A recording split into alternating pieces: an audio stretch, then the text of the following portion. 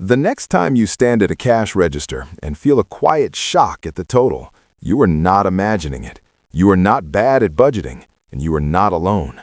Canada is now the food inflation capital of the G7, not according to a consumer advocacy group or a political talking point, according to internationally comparable data.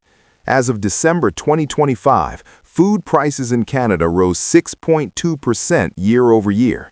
The United Kingdom came in at 4.2%, the United States at 3.1%. Italy, France, and Germany all hovered below 3%. Canada was first. And by February 2026, our food inflation had climbed further still to 7.3%. To put that in human terms, a family of 4 in Canada is now expected to spend $16,833 on food in 2025 alone, up more than $800 from the year before. That is $66 more every single month just to feed the same family, the same meals, with the same staples.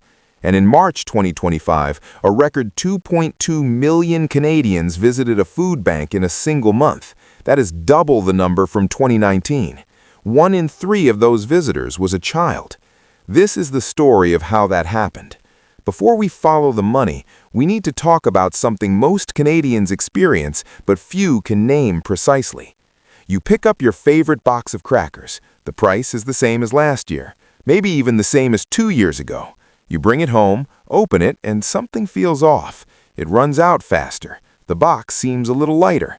You check the back panel and the weight has dropped. You are paying the same price for less food. This is called shrinkflation. And according to Statistics Canada, from 2021 to 2023, nearly 30% of eligible grocery items tracked in the Consumer Price Index experienced it. Almost half of those instances happened in 2022 alone, the same year food inflation hit its highest level in 41 years. The products most frequently affected? Margarine, cookies and crackers, mozzarella cheese, pasta mixes, cheddar cheese, breakfast cereal. The everyday items in the middle of the grocery store, the things you buy without thinking because you have always bought them. The documentation of these changes is specific. Mondelez's wheat thins shrank 10% to 180 grams. Kraft Dinner was reduced 11% to 200 grams. Betty Crocker's Super Moist Cake Mix dropped 13% to 375 grams from 432. In every case, the price held, the packaging held, only the weight changed. Doritos Nacho Chips shrank 10% from 80 to 72 grams. The only way one consumer discovered the change was by noticing the calorie count on the new bag was different. Red Path sugar shrank 25% from 2 kilograms to 1.5 and still sold for the same price at Walmart. And here's a detail that most Canadians never hear. When a product shrinks below a certain size, it changes its tax status. An ice cream container that drops below 500 milliliters is no longer classified as a grocery item. It becomes a taxable snack. The manufacturer did not lower the price. The product did not change in any obvious way. But now you are paying up to 15% more at the register, not to the company, but to the government, because the package got smaller. Shrinkflation is inflation you are not supposed to see. There is no database, no official monitoring, no labeling requirement in Canada that forces manufacturers to tell you when the product in your hand has gotten smaller. Jordan LaBelle, a professor of food marketing at Concordia University, said it plainly: there are no reliable surveys. None. That is the first layer of what Canadians are dealing with. Not just prices going up, but the value of what you are buying quietly going down. Now let's talk about what happened to prices overall, because the scale of it matters. From 2021 to 2023, grocery prices in Canada rose by about 22%. Over the same period, other consumer prices rose by an average of 13%. Food got more expensive faster than almost everything else in the economy. In 2022, food purchased from stores increased 9.8%, the largest annual jump since 1981. The year after, it rose another 7.8%. By the time 2024 brought some moderation, down to 2.2%, the cumulative damage was already done. Statistics Canada reported that in 2023, households spent on average 7.4% more on food than they had just 2 years earlier. But here is what made 2025 different. Food inflation re-accelerated. By December 2025, it had climbed back to 5%, the highest level since late 2023. Beef was 17% more expensive than it had been 12 months before. Coffee was up 31%. Chocolate and confectionery were up 14%. By January and February 2026, Canada had claimed the unwanted title of top food inflation country in the entire G7 and held it. The Bank of Canada noted something important in February 2026. Rising food prices have a large and immediate effect on households, who spend around 11% of their budget on groceries. That might not sound like much, but 11% is non-negotiable. You cannot stop buying food the way you can delay buying a car or a piece of furniture. When that 11% costs more, something else has to give, and the research is clear on who gives the most. The Bank of Canada found that cumulative food inflation has been 2.2 percentage points higher for lower-income households than for the highest-income households since the inflation surge began. The people who can least afford it are paying the most. Canada's grocery market is not a wide-open competitive landscape. The three biggest chains, Loblaw, Sobeys, and Metro, together with Walmart and Costco, control roughly 80% of the grocery market. Loblaw, Sobeys, and Metro alone reported more than $100 billion in combined sales in 2022. The three biggest chains, including all their subsidiary banners, control almost 2/3 of food retailing in the country. That concentration matters, and the Competition Bureau said so directly. In June 2023, after a months-long study it had announced in October 2022, the Competition Bureau released its Retail Grocery Market Study report. Its conclusion was unambiguous. Grocery prices have been rising, and this is in part because Canada's grocery industry is concentrated and has high barriers to entry. The Bureau recommended increased competition as part of the solution. A separate independent analysis found that by 2022, Loblaw's gross markup had reached 47%, Empire's was at 34%, and Metro's was at 25%. Loblaw's and Metro raised their markups further in the first quarter of 2023. The pandemic-era markup increases cost Canadians, according to that analysis, an extra $1.9 billion. In the fourth quarter of 2025, Loblaw reported a profit of $656 million for a single 13-week period, up from $462 million for the equivalent quarter 1 year earlier. For the full financial year ending December 2023, Loblaw's net earnings had reached approximately $2.19 billion. Meanwhile, Statistics Canada confirmed that in 2023, households spent on average 7.4% more on food than they had in 2021, and yet food retail data showed that monthly per capita spending actually declined slightly from August 2022 to August 2023, from $261.24 to $252.89 per person per month. Researchers at Dalhousie University flagged that finding as a concern, not a relief. Reduced expenditures in the face of elevated food prices means Canadians are not spending less because food got cheaper. They are buying less food. They are buying lower quality food. The grocery bill went down because the contents of the cart went down. On March 8, 2023, three of the most powerful men in Canadian food retail were summoned before a parliamentary committee. Not invited, summoned. They had refused earlier invitations, sending representatives instead. The committee voted unanimously to compel their appearance. Galen Weston, president of Loblaw and CEO of parent company George Weston Limited. Michael Medline, CEO of Empire Company, which operates Sobeys. Eric Laflèche, president and CEO of Metro. Michael Medline looked at the committee and said, "We are not profiting from inflation. It doesn't matter how many times you say it. It is simply not true."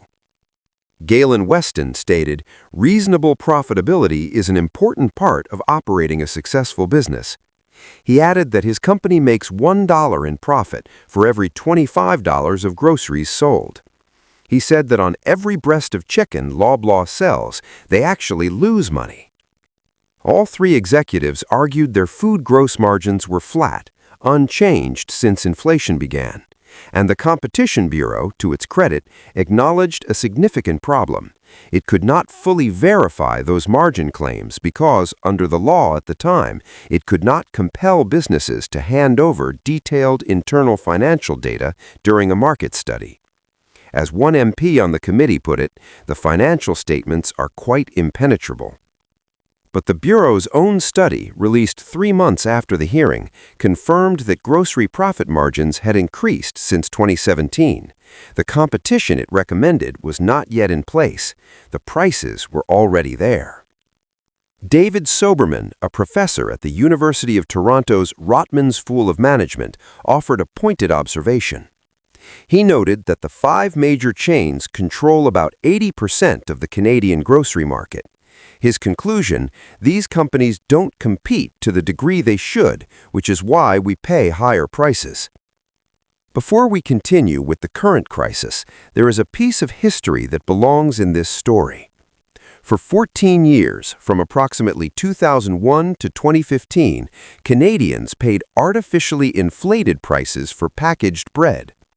Loblaw companies, George Weston, Canada Bread, and other industry participants were alleged to have participated in an industry-wide price-fixing conspiracy that added at least $1.50 to the price of a loaf of bread. The scheme was known internally as the 7-10s Convention, a 7-cent increase at wholesale, a 10-cent increase at the consumer level. The Competition Bureau was approached by informants from Loblaw in 2015. The company had self-reported and received immunity from prosecution. The arrangement was not made public until 2017. In 2018, Loblaw offered $25 gift cards to customers, expecting as many as 6 million Canadians to receive one as an early attempt at restitution. Critics called it inadequate. During the same period that Canadians were being overcharged on bread, American consumers saw bread prices rise half as fast. In June 2023, Canada Bread was fined $50 million after pleading guilty to 4 counts of price fixing. It was the largest fine the Competition Bureau had ever levied. And in July 2024, Loblaw and George Weston agreed to a $500 million settlement, described by the legal team as the largest price-fixing class action settlement in Canadian history. The Ontario Superior Court approved it in May 2025. The claims process opened in September 2025, available to any Canadian who purchased packaged bread between January 2001 and December 2021. Almost every Canadian who bought bread for 20 years. The current food inflation crisis did not appear without warning. The warnings were public, specific, and documented. In December 2022, as food prices were already rising at their fastest rate in 4 decades, the Competition Bureau formally announced it would study the grocery sector. That same month, academic research showed grocery prices in Canada had been rising for 40 years at a rate faster than overall consumer prices, not just in the inflationary period, but structurally, year after year since 2008. Dr. Sylvain Charlebois, Senior Director of the Agri-Food Analytics Lab at Dalhousie University, put it directly in January 2026. Quote, "Since 2008, the food component of the Consumer Price Index has consistently grown faster than the overall CPI. This tells us that the challenge is neither cyclical nor temporary. It reflects deeper issues of productivity, competitiveness, and the structural configuration of our agri-food economy." The Parliamentary Committee released 13 recommendations in June 2023. A second committee report with 10 more recommendations followed in May 2024. The Grocery Code of Conduct, an industry agreement meant to increase transparency and competition between large retailers and their suppliers, spent years in development. Loblaw and Walmart refused to sign it in its original form. Loblaw's Galen Weston testified in December 2023 that, as written, the code would raise prices, not lower them. 7 industry groups publicly accused him of providing inaccurate information to Parliament. Eventually, by late 2024, Loblaws, Sobeys, and Metro all signed on to the code. Whether it will produce lower prices for consumers remains, as researchers noted, to be seen. In December 2023, Bill C-56, the Affordable Housing and Groceries Act, received royal assent, amending the Competition Act to help facilitate enforcement and increase competition, specifically in the grocery sector. In June 2024, Bill C-59 followed, further modernizing competition law. Legislative responses, bureau studies, parliamentary hearings, reports, recommendations, code of conduct negotiations, and through all of it, the prices kept rising. Numbers on a page are not the same as what they mean inside a household. By 2025, the average Canadian family of 4 was expected to spend $16,833 on food, an increase of up to $801 from the previous year. That is not a number produced by critics. It comes from Canada's Food Price Report, the annual collaboration between Dalhousie University, the University of Guelph, the University of British Columbia, and the University of Saskatchewan, a 30-researcher team that has tracked Canadian food prices for 15 years, and the 2026 report, released in December 2025, forecasts another increase of 4 to 6%. Beef alone is projected to rise as much as 7%. For a young renter in Toronto working a factory job, as one person told CBC News when the forecast was released, that means buying only what is on sale: milk, eggs, bread, the essentials, nothing more. For a single parent, it means fewer portions of meat. For a senior on a fixed pension, it means choices that should not have to be made. The numbers confirm what those individuals are experiencing. In 2023, approximately 25.5% of Canadians living in the provinces were in food-insecure households. A 2023 federal government survey found that 70% of Canadian consumers said they had already changed their food purchasing habits because of rising prices. Across the country, nearly half of grocery shoppers were seeking more sales and discounts. 30% were using more coupons. Nearly 25% had switched to cheaper stores. 22% were buying fewer non-essential food items, and more than 21% had switched to cheaper brands entirely. These are not isolated choices. They are a national pattern of managed deprivation. Canadians quietly, systematically reducing the quality and quantity of what they eat because they have no other option. And then there's the hardest number of all. In March 2025, Canada's food banks recorded close to 2.2 million visits in a single month. That's double what it was in 2019. 1 in 3 of those visitors was a child. Nearly 1 in 9 food bank clients, 19.4%, held a job. They were employed. They just could not afford to feed their families. In Alberta, food bank usage rose roughly 21% in a single year, 2024 to 2025. In Nova Scotia, it rose 10.3% in that same period. In Toronto, more than 1 in 10 residents now relies on a food bank at some point during the month. The Daily Bread Food Bank in Toronto went from spending $1.5 million a year in 2020 to $29 million a year in 2024, just to maintain the same level of service to a growing number of people in need. Every food bank visit is a policy failure, said Neil Hetherington, CEO of Daily Bread. Charity alone cannot solve this crisis this deep. It is worth pausing to understand why Canada's position at the top of the G7 for food inflation is so striking. The United States, our closest trading partner and neighbor, has pursued an aggressive tariff policy, trade confrontation far more pronounced than Canada's. And yet, American food inflation stands at roughly 3%, less than half of Canada's rate. Canada imports approximately $34 billion worth of food every year. A weakened Canadian dollar, which depreciated significantly against the US dollar in late 2024, directly reduces the buying power of Canadian importers, raising the cost of everything that comes across the border. Researchers at Dalhousie University point to structural factors that have compounded over years: interprovincial trade barriers, regulatory complexity across the food supply chain, fragile logistics systems at ports, rail, and trucking levels, and rising compliance costs baked into every stage of food production and distribution. Dr. Charlebois described the scale of the problem directly. Most of it is now policy-induced: regulatory drag, interprovincial trade barriers, poor logistics, rising compliance costs. These are not temporary shocks, they are structural weaknesses.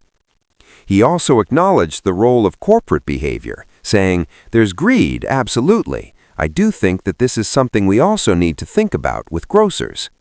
But his position, and the position of the Competition Bureau itself, is that the primary driver is insufficient competition in a concentrated market, not any single company's pricing decisions in isolation.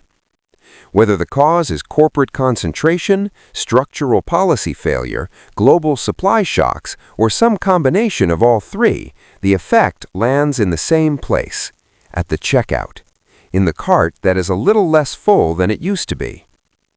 As of early 2026, Canada's food inflation rate remains the highest in the G7. The March 2026 CPI data will be released April 20, 2026. Forecasters expect continued pressure through the year. The Grocery Code of Conduct has been signed.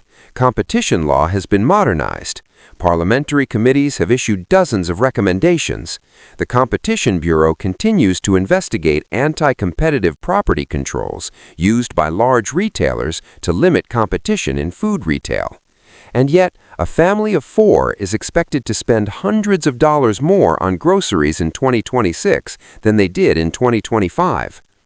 Beef prices are expected to rise 7%. The center aisles of the grocery store, the pantry staples, the canned goods, the processed foods that budget-conscious shoppers rely on, are projected to face price increases after years of relative stability. 60% of Canada's agri-food exports go to the United States. The weakened Canadian dollar continues to increase the cost of the $34 billion worth of food Canada imports each year. Since 2022, grocery prices have risen 22% in Canada, nearly double the rate of all other consumer prices. Nearly 1 in 4 Canadians is food insecure. Over 2 million people visit a food bank every month. 1 in 3 of them is a child. The research does not offer tidy conclusions.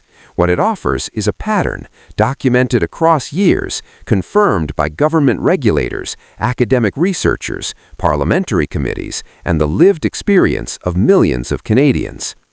The prices are not coming back down to where they were. The question that remains, and that this research leaves open, is what it will take to make sure that Canadian families, seniors on fixed incomes, single parents, and young workers stretching every paycheck can still afford to eat. That question does not have a simple answer. But it starts with understanding what happened and how we got here.